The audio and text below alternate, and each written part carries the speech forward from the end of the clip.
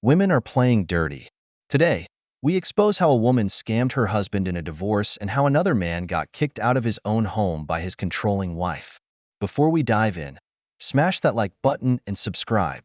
We're racing to 150K subscribers before March, and you can help us get there. I was the lawyer for the woman who signed her prenuptial agreement left-handed so that if she ever wanted to divorce him and take his money, she could argue that that wasn't her signature. So we get into the deposition and her husband's legal team is like, hey, we've got the prenup signed right here. I don't know why you think you're getting any money. And she's like, I absolutely did not sign that document. I don't know what that document is. I've never seen that document in my life. And the husband's like, are you really going to go make us get a handwriting expert to come in here and validate this thing in front of the judge? And she's like, sure, go get a handwriting expert. So they bring in a handwriting expert and the guy's looking at the signature and he's looking at her handwriting. And he's like, yeah, this doesn't match at all. The husband's lawyer's getting pretty frustrated. He's like, okay, no big deal. We're just going to call in the notary and have her come in and validate that you signed this paperwork. What the husband's legal team did not know is that the notary that the wife recommended they use when they signed the prenup was her best friend from college. So the notary rolls into the deposition and she knows she's going to help her girl get some money here. So she's like, no, she did not sign this. I mean, did you guys even look at the handwriting? It doesn't even look the same. We walked out of that divorce settlement with half of this guy's money and then she took the notary and they flew to Turks and Caicos and partied for the better part of 3 months. No! God, please, no! No! No! No! This is basically a robbery in a suit and tie. I mean, the woman deliberately signed the prenup with her left hand so she could later claim it wasn't her signature, brought in her best friend as a notary to validate the scam, and in the end, walked away with half the guy's money. And the worst part? They talk about it like it's some kind of epic achievement. If the roles were reversed, with a man setting up a trap like this to steal from his ex-wife, we'd be talking about fraud, manipulation, and who knows what else. But since it's a woman, it's a master move. The lesson here? If you're a man with money, don't just sign a prenup, sign two, record the process, and bring your own notary, because the system isn't built to protect you. So I thought tonight might be as good a time as any to tell you guys what happened the night I finally kicked my ex-husband out of the house. So this was the Saturday after Thanksgiving, and we had been invited to one of his friends' homes for a Friendsgiving. And I told him that I didn't want to go. And I'm going to tell you why I didn't want to go. A couple months earlier, the wife of the man who was hosting the Friendsgiving had been roofied at somebody else's home in the condo complex where they lived. And the people who had hosted that party were being invited to this Friendsgiving. So I think rather understandably, I was like, I don't want to go to that fucking party. Absolutely not. So I didn't. So he was like, well, I'm going to go by myself. I'm not going to be there for very long. I understand why you don't want to go. I'm going to go for a couple hours. I'm like, cool, fine, whatever.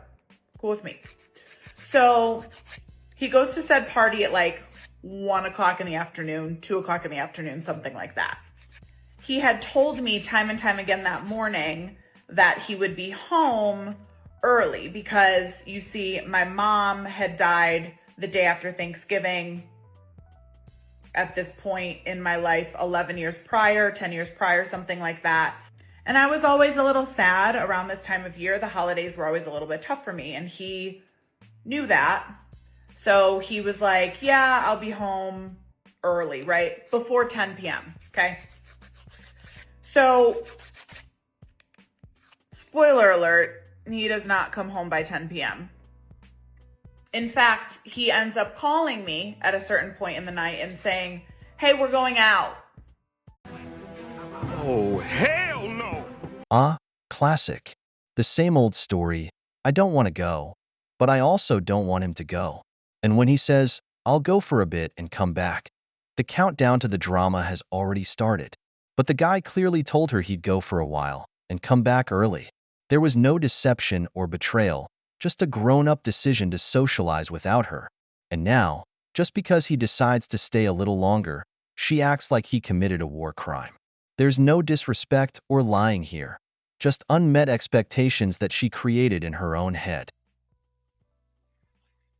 I thought you were supposed to be home.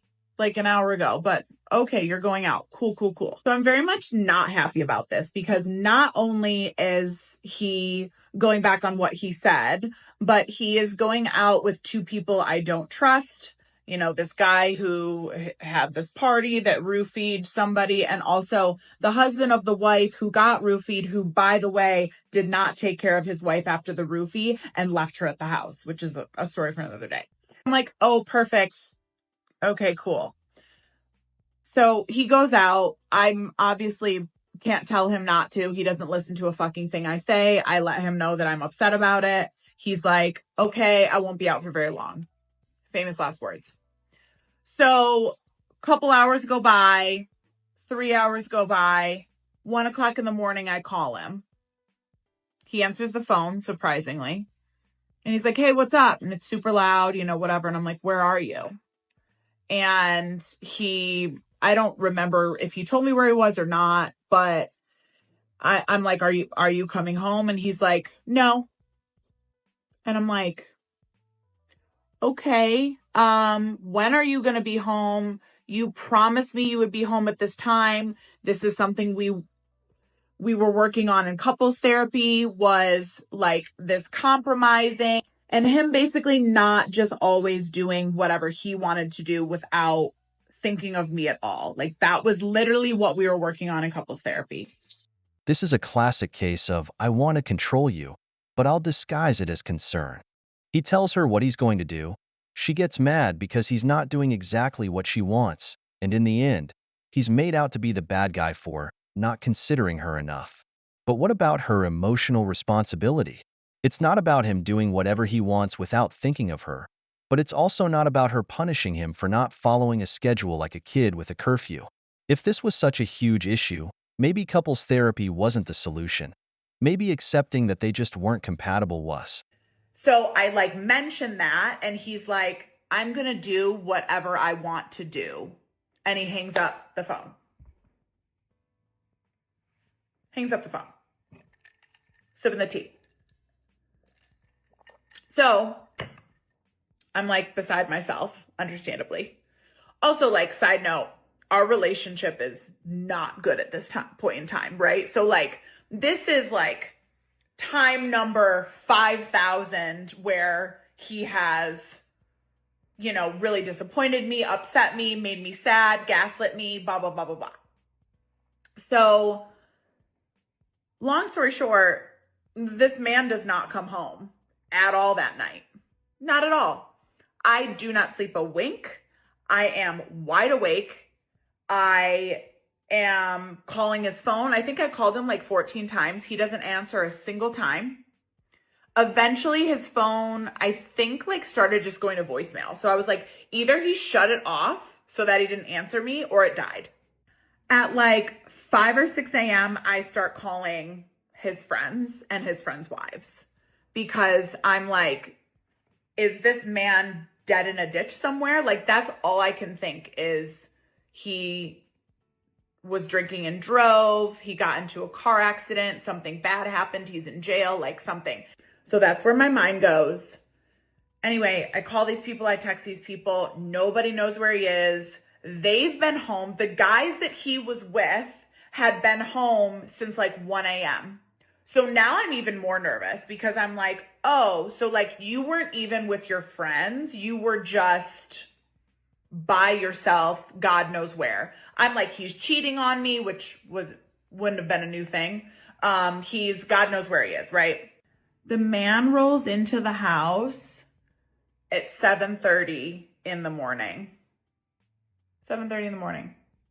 I did not sleep a single fucking hour. He goes immediately, he comes in the back door. Interesting. Never really came in the back door. Always came in the front door unless he knew something was going on. Cocaine is a hell of a drug. Everyone deceives themselves with the lie they like the most, and this is a perfect example. She says, our relationship isn't in a good place right now, but then acts shocked when he decides to do what he wants. Seriously? This wasn't the first sign, or the second. It was number 5,000, according to her own words. And she still expected him to act like the perfect boyfriend? This guy did what he did because he was fed up. I'm not saying cheating is right, but when a relationship is nothing but fights, drama, and control, people look for an escape. If she had been feeling disappointed, manipulated, and sad for years, why was she still there? The answer is simple. Because playing the victim is easier than admitting they had both been dragging these problems along for a long time. And just creeps downstairs into his bedroom, but he's fucking wasted. So I hear him. Of course I hear him. He's not being subtle like he thinks he is. He's like opening drawers in his dresser, slamming them. And I go downstairs and I'm like, I told you if you did this one more time, it would be over. By the way, that is true. Like I had already said, if you pull this stunt one more time, this is not the first time you did that. If you pull this stunt one more time, I am done. I have given you a non-negotiable and a boundary for this relationship. And if you step over that boundary again, you are done. We are done. And he did. He stepped over that boundary, blatantly stepped over that boundary. And he's like, can't even make eye contact with me. He's like, I know. And I'm like, where were you? Get this. He passed out at a strip club. By the way, this had become a pattern in his life. Not the passing out at strip club part, but going to strip clubs, that part. When he had always told me, oh, I hate strip clubs. They're so disgusting. I would never go to a strip club unless it was for like a bachelor party or something. No, this man was going to a lot of strip clubs at this point in time. And had passed out in like a booth or something at the strip club. At 5 a.m., somebody found him, like the owner found him or this group of people found him or something and dragged him to a diner because he was so fucked up. They had to feed him and then put him in an Uber and he went home. 34-year-old man. Cool. Love that for you. So anyway, that was the last straw for me. There were many, many, many other straws before that, but that was the last one. I wish it had ended far sooner than that. I wish I hadn't stayed for as long as I did, but I finally kicked him out. And there are more stories where that came from, so stay tuned. Ah, the classic never-ending story. I fell for the bad boy, put up with him for years, and now I'm shocked that he's still a bad boy. Lady, you didn't marry a Tibetan monk. You married a guy with a clear pattern of behavior. And what did you do? Nothing, until the 1,000th drop finally spilled over the glass. So why did she stay? Because drama is addictive, and because they always think they'll be the one to change him. But when the wolf stays a wolf, instead of admitting they married a predator, they'd rather play the victim. Girl, you signed that contract with your heart, and now you're complaining about the price. So, brothers, did he really deceive her with his personality, or did she just ignore all the signs because she loved the ride? And that's a wrap, but now it's your turn. Was that a divorce or a well-planned heist? And why do so many women think they can fix a bad boy, only to end up regretting it? Drop your thoughts in the comments. We want to hear what you think. If this video hit home, show some love. Smash that like button, subscribe to The Wall, and hit the notification bell so YouTube doesn't try to hide the truth from you.